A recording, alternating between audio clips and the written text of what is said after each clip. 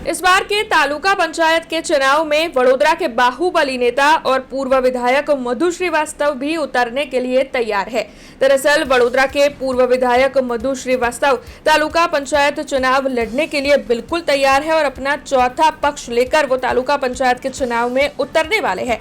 तब आज इस बारे में पूर्व विधायक मधु श्रीवास्तव की ओर से खुद प्रतिक्रिया देते हुए ज्यादा जानकारी दी गई है। तब तालुका पंचायत के चुनाव में उतरने को लेकर पूर्व विधायक मधु श्रीवास्तव ने क्या कहा है, आइए सुनते हैं। तालुका पंचायतना इलेक्शનમાં બધી જાતિના લોકોને સાથે રહીને અમારો આગો પક્ષ બનશે, નવો પક્ષ બનશે, નહીં ભાજપ હોય ને કોંગ્રેસ હશે, અથવા અમારો ત્રીજો નેત્ર હશે।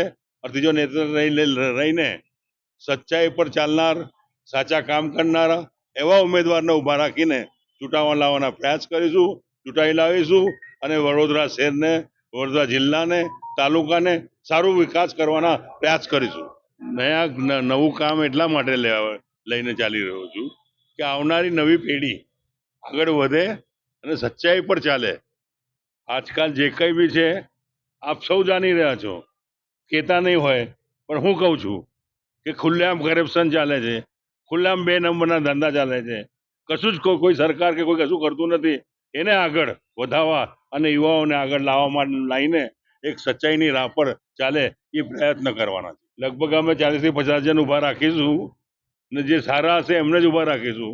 એવું નહીં કે ચૂંટાવીને બીજી પાર્ટીમાં જતા રહે। એ અમારી સાથે રહે અને સાચા કામ કરે, નિષ્ઠાવાન હશે એવા લોકોને ટિકિટ આપીને લડાવવાના છે। કોર્પોરેશનની કામગીરી, જિલ્લા પંચાયતની કામગીરી, તાલુકા પંચાયતની કામગીરીના અંદર ખુલ્લેઆમ ભ્રષ્ટાચાર ચાલી રહ્યું છે।